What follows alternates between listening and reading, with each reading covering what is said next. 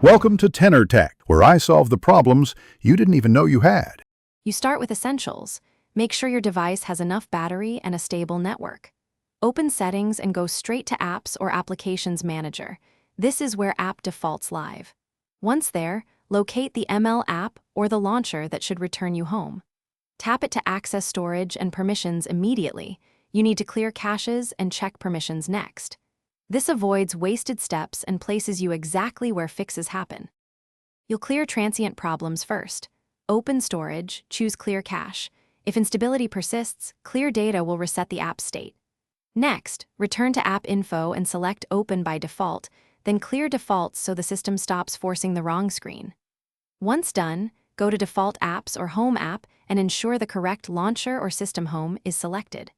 Make sure to reboot the phone after changing defaults so Android applies the new setting. Reboot the device and press Home to confirm you return to the correct screen. This verifies defaults are active.